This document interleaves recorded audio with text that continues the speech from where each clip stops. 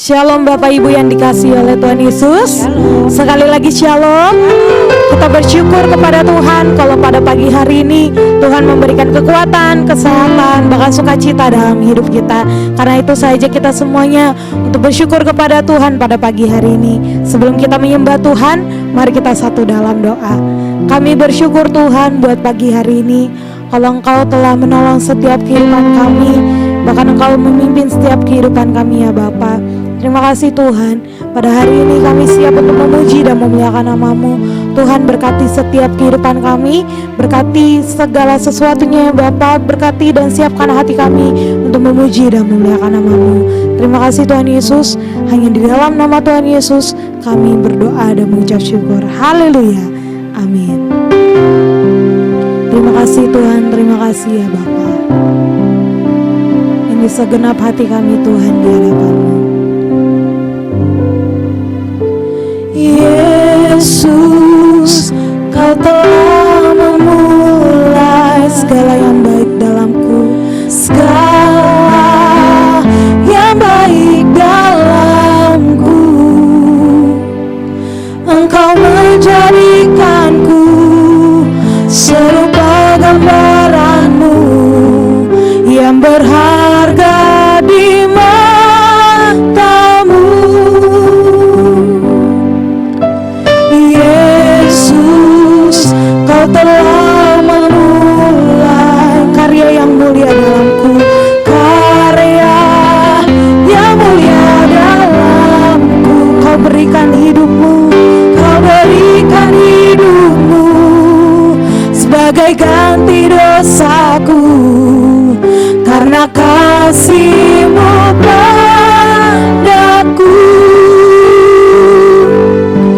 Sekarang ku memuji-Mu, Allah yang setia, yang tak pernah meninggalkan perbuatan tangan-Mu. Sekarang ku menyembah-Mu, Allah yang mulia, sempurnakan segenap hidupku agar indah bagi-Mu. Naikkan pujian ini, katakan dari awal. Yesus, Kau telah memulai segala yang baik dalamku, segala yang baik dalamku. Engkau menjadikanku serupa gambaran-Mu yang berharga di mata-Mu. Yesus, Kau telah memulai. Yesus, Kau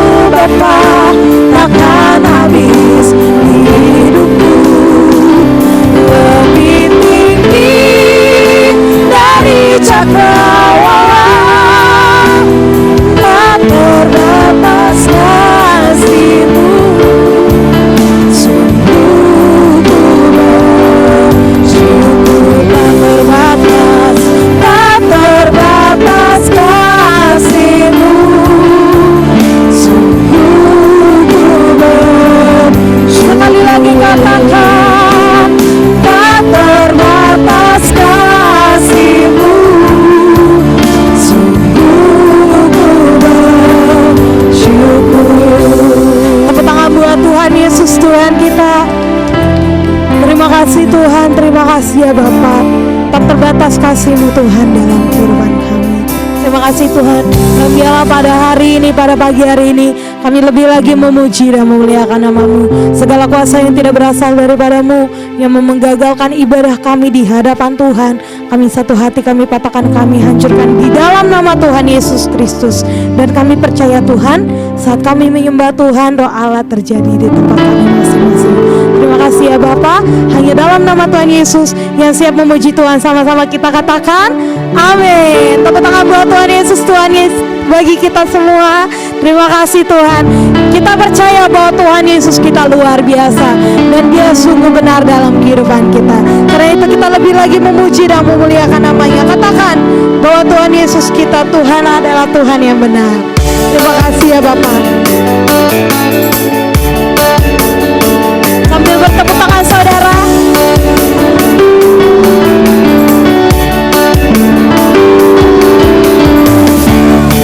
Gunung batuku dan kau, kota bentengku, tak akan ku ragu. Kau menjamin hidupku, katakan kau keselamatanku, dan kau yang membelaku, tak akan bertakut. Kuasa-Mu di dalamku, walau badai menerpa di dalam hidupku. Yang percaya katakan, namun tangan-Mu Tuhan mengangkatku tinggi. Kau Tuhan yang benar, tak pernah tinggalkan. Dahulu, sekarang, selamanya, janji-Mu tak berubah. Kau Alfa dan Omega, awal dan akhir. Semesta alam memuja Engkau Tuhan yang benar. Kita naikkan pujian ini dari awal. Katakan, sama-sama kita katakan, kau gunung batuku. Terima kasih Tuhan. Kau gunung batuku dan kau kota bentengku, tak akan ku ragu. Kau menjamin hidupku, kau keselamatanku, dan kau yang membelaku, tak akan ku ragu. Kuasa-Mu di dalamku, walau badai menerpa di dalam hidupku ini. Namun tangan-Mu Tuhan mengangkatku tinggi. Kau Tuhan yang benar, tak pernah tinggalkan. Dahulu, sekarang, selamanya, janji-Mu tak berubah. Kau Alfa dan Omega, awal dan akhir. Semesta alam memuja Engkau Tuhan. Jemaat sendiri katakan, Tuhan yang benar, tak pernah. Dari apa saudara? Lu sekarang, selamanya, janji-Mu tak berubah. Kau Alfa dan Omega. Katakan, semesta alam memuja Engkau Tuhan yang benar. Kau Tuhan yang benar, tak pernah tinggalkan. Dahulu, sekarang, selamanya, janji-Mu tak berubah. Kau Alfa dan Omega, awal dan akhir. Semesta alam memuja Engkau Tuhan yang benar. Semesta alam, semesta alam memuja. Semesta alam memuja. Semesta alam memuja Engkau Tuhan yang benar.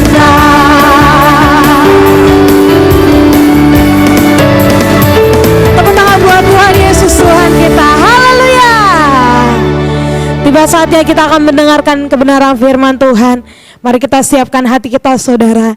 Kita percaya bahwa firman-Nya terus menuntun kehidupan kita. Terima kasih Bapa, terima kasih Tuhan Yesus. Kami bersyukur kepadamu Tuhan. Ajar kami mengerti setiap rencana Tuhan.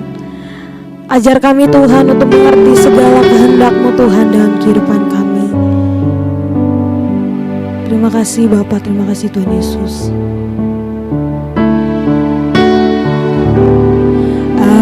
Ajar ku mengerti segala rencana-Mu. Ajar ku berserah, ajar ku berserah hanya padamu. Katakan, pimpinlah jalan kami Tuhan, pimpinlah jalanku dalam terang firman-Mu, dalam terang firman-Mu. Ajarku berharap, ajarku berharap hanya padamu. Katakan, Bapakku ajaib, Bapakku ajaib, segala rancangan-Mu. Katakan, Bapakku heran, Tuhanku heran perbuatan-Mu. Engkau sanggup Tuhan, Engkau sanggup mengadakan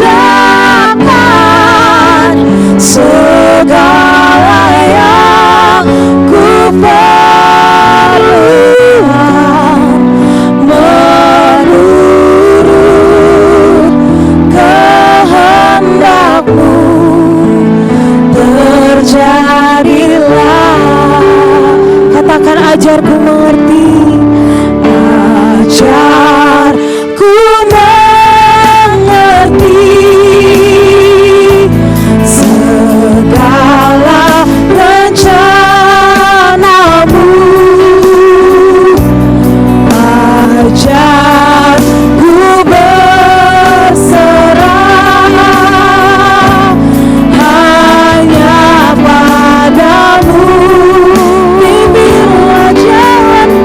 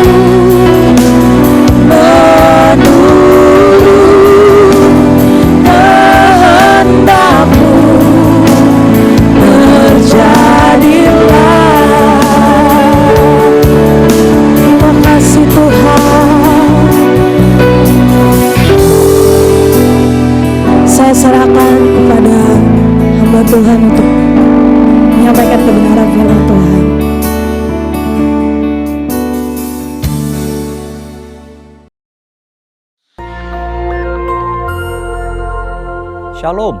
Kesempatan kali ini kita akan membahas mengenai meneduhkan badai bagian yang kedua. Dalam hal menghadapi sakit penyakit dan wabah seperti COVID-19, bagaimana GBI sebagai gereja Pentakosta memahami kesembuhan ilahi? Salah satu butir pengakuan iman GBI berbunyi, kesembuhan ilahi tersedia dalam korban penebusan Yesus untuk semua orang yang percaya. GBI percaya Roh Kudus yang memakai para murid Yesus di Kisah Para Rasul adalah Roh Kudus yang sama yang sekarang memakai murid Yesus pada zaman now untuk membawa kesembuhan ilahi kepada orang sakit. Ada beberapa penyebab mengapa seseorang tidak disembuhkan secara ilahi. Lebih lengkap dapat saudara baca melalui artikel link di caption video ini. Dr. French Arrington dalam bukunya Doktrin Kristen Perspektif Pentakosta menjelaskan, baik Alkitab maupun pengalaman tidak mendukung pernyataan bahwa mereka akan disembuhkan dalam setiap situasi. Dari sisi manusia, kekurangan iman menjadi suatu faktor. Dari sisi Allah adalah berkuasanya kebijakan dan kehendak Allah. Saat ini Allah masih menyembuhkan orang sakit. Tetapi penyembuhan sekarang bukan puncak penyembuhan atau penyembuhan tertinggi. Puncak pembebasan kita selaku orang percaya dalam Kristus terjadi pada kehidupan mendatang. Penyembuhan saat ini adalah suatu tanda dan pencicipan lebih dulu akan penebusan tubuh kita di masa depan. Penebusan kita saat ini hanya sebagian dan penyakit masih terus terjadi. Tetapi apabila Kristus datang kembali, penderitaan, penyakit, keluhan, dan kematian akan berhenti selamanya terhadap orang-orang yang telah ditebus. Bagaimana seharusnya respon orang percaya ketika kesembuhan tidak terjadi pada dirinya? Ikuti apa yang Paulus lakukan. Ia menerima bahwa duri dalam dagingnya yang dapat dikatakan sebagai penyakit dengan hati yang rela, meski Tuhan tidak memberi penjelasan atas semuanya itu. Bahkan ketika Paulus tidak dapat memahami cara kerja Tuhan, ia meresponinya dengan sebuah pengagungan. Oh, alangkah dalamnya kekayaan hikmat dan pengetahuan Allah. Sungguh tak terselidiki keputusan-keputusannya, dan sungguh tak terselami jalan-jalannya. Sebab siapakah yang mengetahui pikiran Tuhan? Atau siapakah yang pernah menjadi penasihatnya? Atau siapakah yang pernah memberikan kepadanya sehingga ia harus menggantikannya? Sebab segala sesuatu adalah dari Dia dan oleh Dia dan kepada Dia, bagi Dialah kemuliaan sampai selama-lamanya. Ketidakmengertian kita akan pikiran Allah justru membuat kita lebih dalam menyembahnya. Dr. French Arrington menjelaskan dalam textbook Doktrin Kristen Perspektif Pentakosta demikian. Untuk melihat Allah yang hanya bekerja melalui penyembuhan-penyembuhan luar biasa, membuat batasan palsu terhadap kuasa Allah. Segala sesuatu yang baik berasal dari Allah. Pengetahuan medis dan keterampilan para dokter dan perawat adalah dari tangan Allah yang beranugerah. Allah berkarya melalui sarana-sarana, baik yang alami maupun supranatural. Dia berkarya dalam menanggapi iman dan doa umatnya. Dia juga melakukan penyembuhan melalui para dokter dan perawat. Kita harus menggunakan diri kita akan sarana-sarana apapun untuk sarana-sarana penyembuhan yang telah diberikan Allah. Doa dan pengurapan minyak memiliki tempatnya sendiri, tetapi doa dan pengobatan medis tidak saling bertentangan. Keuntungan doa penyembuhan dan pengetahuan medis mengalir dari Allah yang sama. Bagi GBI, kesembuhan ilahi adalah salah satu bentuk berkat keselamatan. Keselamatan manusia, itulah yang terpenting. Inilah juga yang dilakukan oleh keluarga besar GBI Jalan Jenderal Gatot Subroto, Jakarta. Melalui Healing Movement Crusade, pemberitaan keselamatan selalu menjadi agenda utama.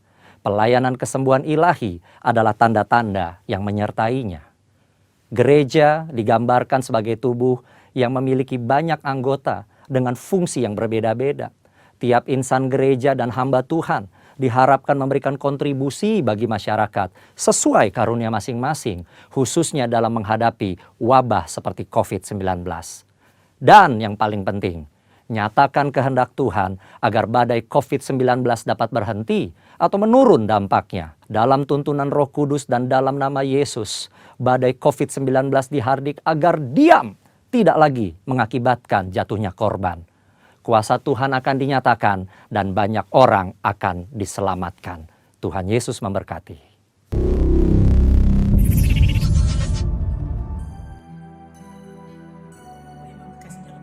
Selamat hari Minggu, selamat beribadah kita bersama-sama. Sekalipun kita beribadah di rumah, tetapi tidak mengurangi rasa syukur dan sukacita kita kepada Tuhan.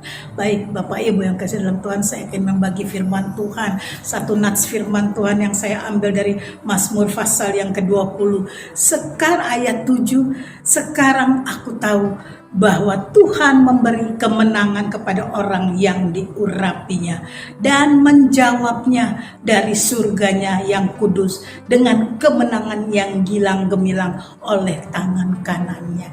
Saudara, ini dituliskan oleh seorang raja yang begitu diurapi oleh Tuhan. Makanya di sini dia katakan, sekarang aku tahu bahwa Tuhan memberi kemenangan kepada orang yang diurapinya. Saudara, kita tahu bahwa Daud adalah orang yang diurapi Tuhan, raja yang begitu dikasih oleh Tuhan, diurapi oleh Tuhan, maka dia mendapatkan kemenangan-kemenangan, pembelaan-pembelaan yang daripada Tuhan, sebab dia begitu spesial di mata Tuhan, diurapi oleh Tuhan, maka dia boleh mengalami kemenangan ketika dia banyak mengalami tekanan-tekanan, permasalahan-permasalahan, tapi dia percaya kepada Tuhan, dia tidak pernah melarikan diri dan undur daripada setiap permasalahannya, sesakit apapun, separah apapun, seburuk apapun permasalahannya, Daud tetap, saudara, dia tetap menjalannya dengan takut dan taat kepada Tuhan. Itu sebabnya dia berkata, sekarang aku tahu bahwa Tuhan memberi kemenangan kepada orang yang diurapinya.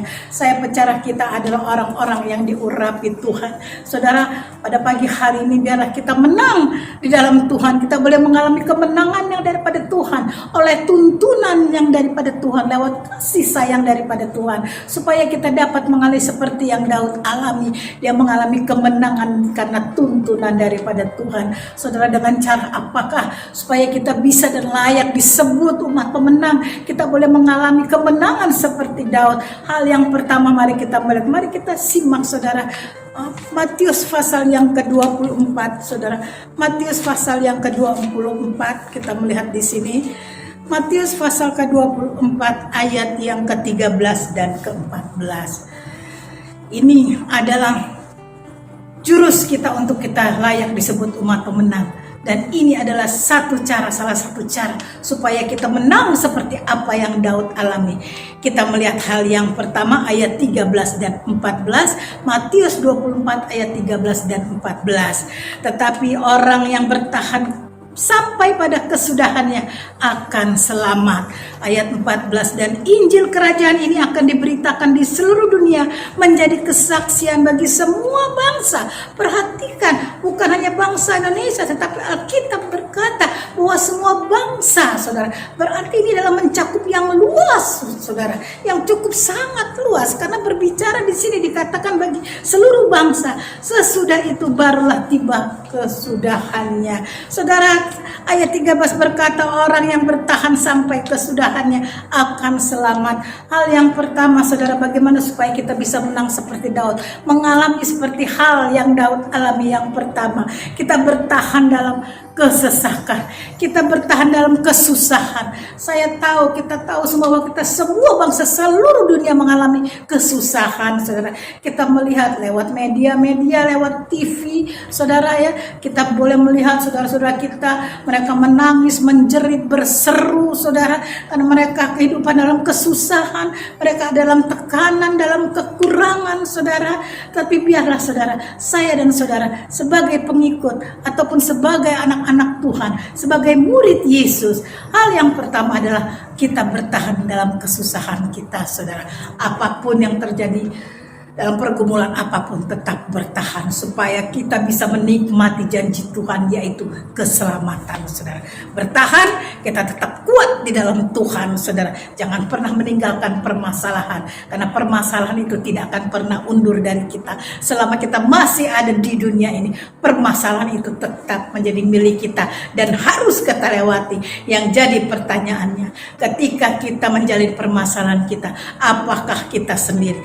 Tentu tidak, karena Tuhan berkata, saudara, di mana aku berada, di situ pun engkau berada. Dimanapun engkau berada, di situ pun aku ada. Jadi hal yang pertama, mari kita bertahan terus. Susah apapun kita jangan pernah undur daripada Tuhan. Apalagi meninggalkan Tuhan, apalagi saudara menjauh dari Tuhan, saudara. Yang pertama tetap bertahan.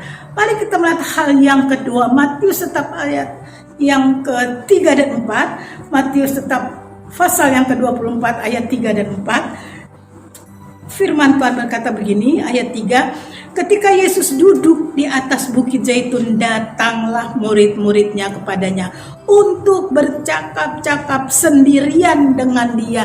Kenapa dikatakan di sini sendirian? Padahal murid-murid Yesus jumlahnya 12 orang. Kok dikatakan di sini sendirian? Apa ini artinya, saudara? Ini berbicara tentang tubuh Kristus, saudara. Kita banyak murid-murid Yesus. Saya dan saudara adalah murid-murid Yesus, tetapi satu tubuh di dalam Tuhan. Oleh sebab itu mari kita bekerja sama, saudara. Sama-sama, saudara. Ada tangan, ada kaki. Mari kita tugaskan, saudara. Kita menjalankan tugas kita sesuai dengan apa yang Tuhan percayakan kepada 3. Jadi hal kepada kita. Jadi hal yang pertama, saudara, kita bertahan dalam kesesakan. Hal yang kedua, saudara, kita berbicara, kemarin kita melihat, kita kembali lagi kepada ayat 3. Ketika Yesus duduk di atas bukit Zaitun, datanglah murid-muridnya kepadanya untuk bercakap-cakap sendirian dengan dia. Kata mereka, ini kata murid-murid Yesus, katakanlah kepada kami bila manakah itu akan terjadi, dan apakah tanda kedatanganmu dan tanda kesudahan dunia? Ayat keempat, ketika muridnya bertanya kepada Yesus secara langsung, muka dengan muka. Ayat 3, muridnya bertanya kepada Yesus. Ayat keempat, Yesus menjawab. Jawab Yesus kepada mereka, waspadalah supaya jangan ada orang yang menyesatkan kamu. Ada pertanyaan, ada jawaban, saudara. Nah, saudara, ayat yang kedua, hal yang kedua, saudara. Ketika Yesus duduk, murid-muridnya yang datang kepada Yesus. Murid-murid mendatangi Yesus di situ, bersama-sama dengan Yesus. Demikian juga halnya kita. Kita butuh Tuhan. Kita harus mendatangi Tuhan. Kita bertanya, saudara. Ketika hal yang kedua, yaitu, saudara, ketika yang pertama adalah bertahan dalam kesesakan. Yang kedua, kita dekat dengan Tuhan. Kenapa saya katakan dekat dengan Tuhan? Karena di sini, saudara, ketika Yesus sendirian, saudara, ketika Yesus duduk di atas bukit, murid-muridnya mendatangi Yesus. Artinya di situ apa, saudara? Kita sebagai murid-murid Tuhan, sebagai anak-anak Tuhan, kita mendatangi Tuhan, saudara. Kita dekat dengan Tuhan tanpa kita sadari hal yang kedua. Ketika kita sudah mendekat dengan Tuhan, kita bertanya seolah-olah kita sedang langsung berdialog dengan Tuhan. Dia bertanya, murid-murid bertanya, Yesus menjawab. Kita tidak sadari ketika kita semakin dekat dengan Tuhan, kita bertanya kepada Tuhan, kenapa Tuhan aku seperti ini? Kenapa sakitku tidak sembuh-sembuh? Kenapa ekonomi begini? Kenapa rumah tangga saya begini? Kenapa pekerjaan saya begini? Di situ, saudara, Yesus langsung menjawab. Saudara, yang kedua, betapa kita butuh Tuhan, saudara. Dia bertanya, murid-muridnya bertanya, Yesus menjawab, saudara. Ketika kita dekat dengan Tuhan, apa yang menjadi pergumulan kita langsung kita tanyakan kepada Tuhan lewat doa kita, maka roh kita, Tuhan, akan bersatu dengan Tuhan. Apa yang menjadi Tuhan jadikan kita untuk kita lakukan, kita tahu persis. Karena apa? Ketika kita bertanya, Yesus menjawab. Itulah kenapa sering orang kita sebut bahwa Yesus adalah jawaban. Jesus is the answer.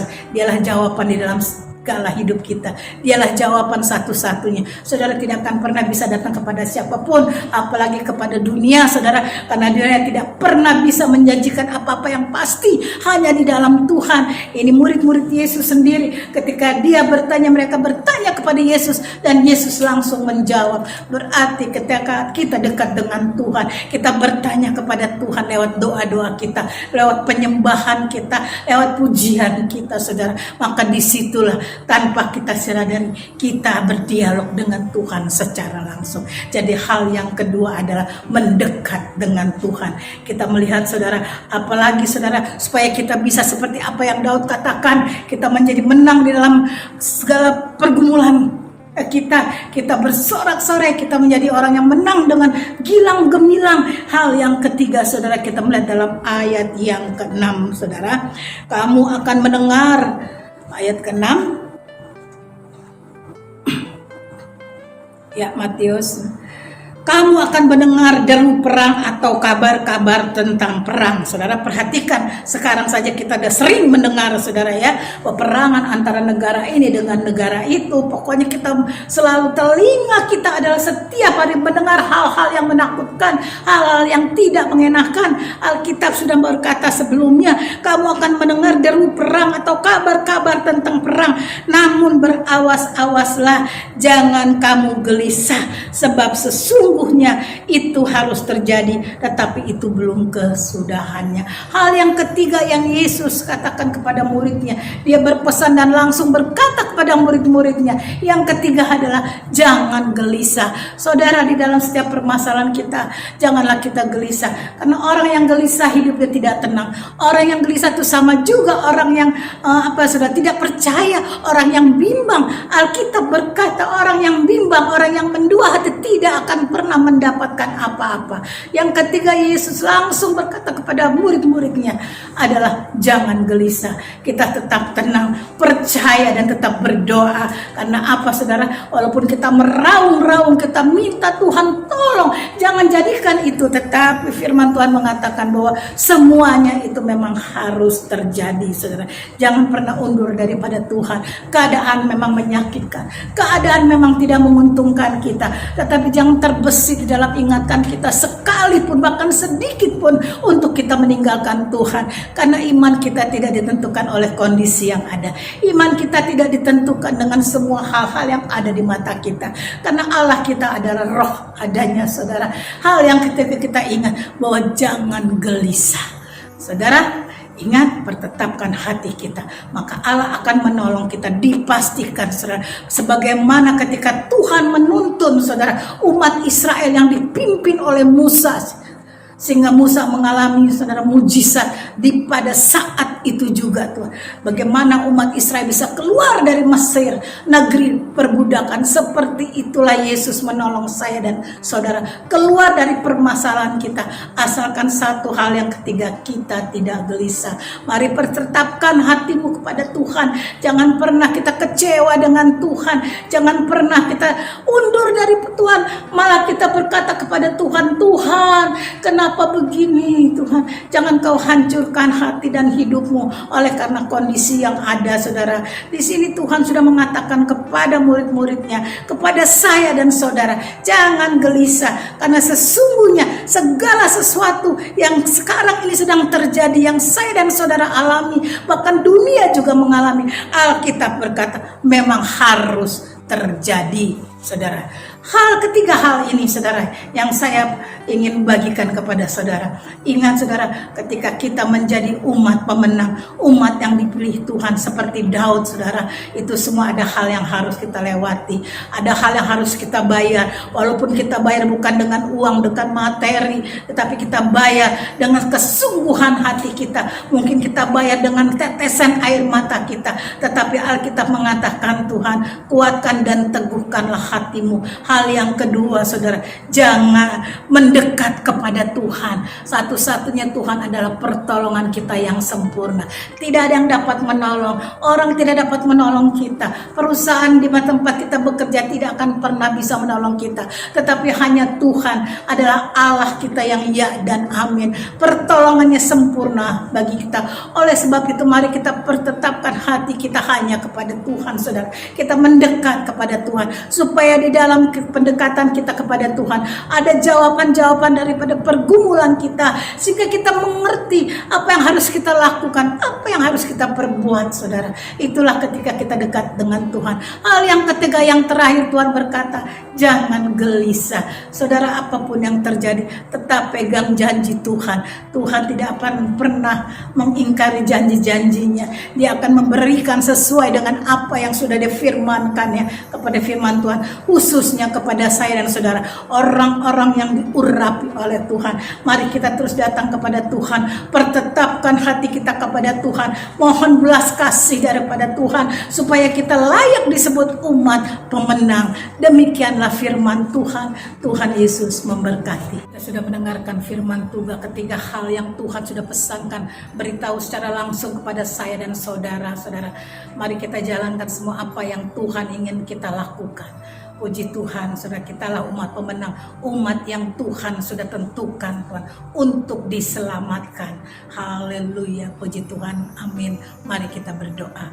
Bapa di dalam surga, kami mengucap syukur buat kebaikan Tuhan, buat pimpinan rahmat kasih setia Tuhan bagi kami, Tuhan. Sehingga kami boleh layak, Tuhan, menjadi umat pilihan Tuhan, umat tebusan yang daripada Tuhan, umat pemenang yang Tuhan sudah tentukan.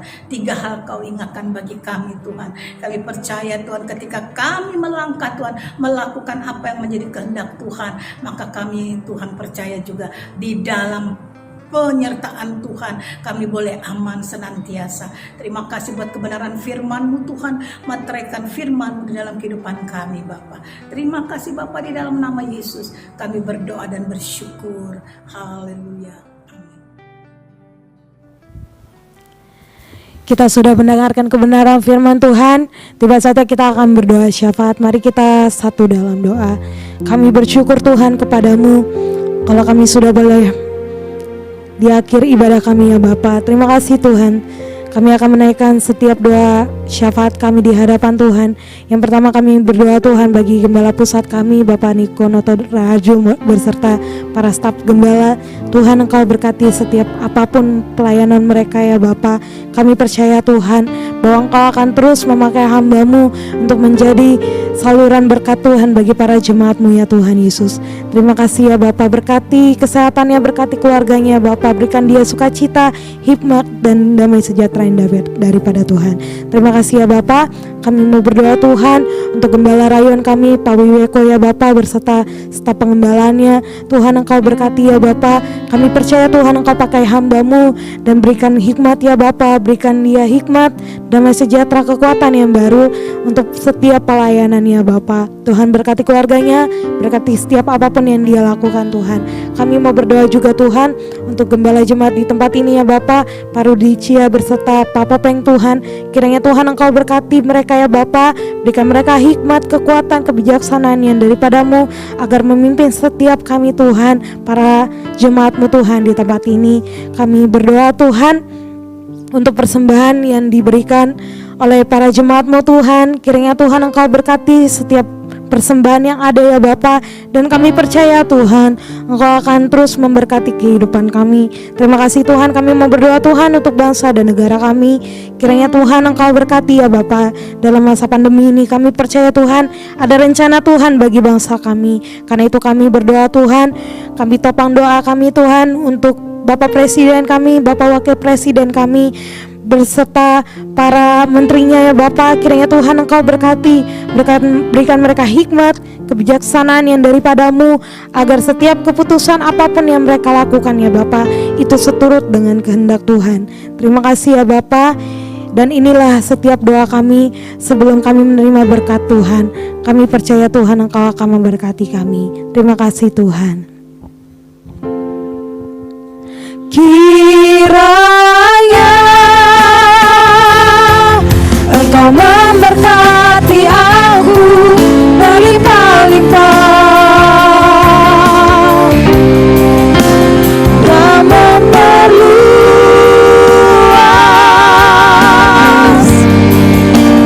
daerahku.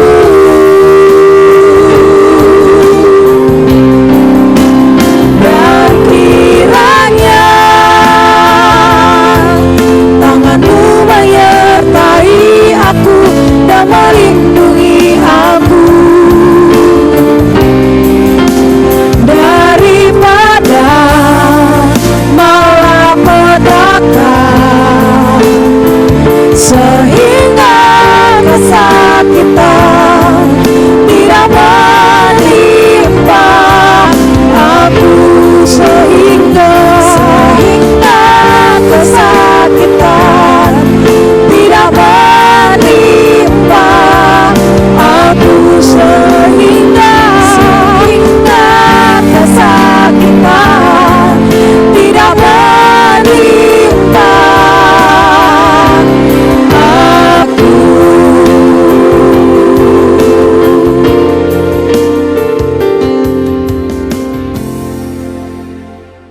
Yang saat ini ada di rumah, baiklah sebelum kita berpisah satu dengan lain, setiap kita akan menerima berkat-berkat dari Allah Bapa di surga. Saudara kasih Tuhan yang ada di rumah, mari kita sama-sama berdiri. Kita angkat hati kita, dan kita angkat kedua belah tangan kita. Kita mau terima berkat dari Allah Bapa di surga. Terimalah berkat dari Allah Bapa di surga. Tuhan memberkati engkau dan melindungi engkau. Tuhan menyingar wajahnya dan memberi kau kasih karunia. Tuhan menghadapkan wajah kepadamu dan memberi kau damai sejahtera. Terimalah berkat kasih anugerah dari Tuhan, damai dan sukacita penuh dari surga yang melimpah-limpah. Maka kasih karunia Tuhan yang menyertai kita semua mulai saat ini sampai kedatangan Tuhan menjemput kita di awan permai, dan kita bersama-sama dengan Dia untuk selama-lamanya. Mari kita yang diberkati dan diurapi Tuhan, kita katakan sama-sama, amin.